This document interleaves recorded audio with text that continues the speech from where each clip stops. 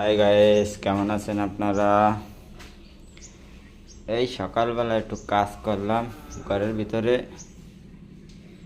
এই তো সিঁড়ির ধারে এই যে গ্রিল থাকে 5 বছর হয়েছে লাগাইছি, তা এখনো সাফ করি নাই। সাফ টাফ করে পরিষ্কার করে নারকেলের তেল দিয়ে তুলাম,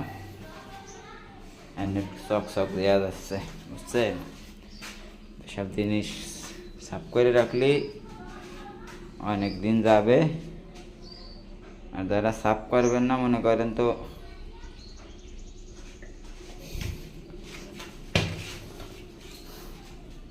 যারা সাফ করবেন না তাদের তো মনে করেন জলদি খারাপ হয়ে যাবে।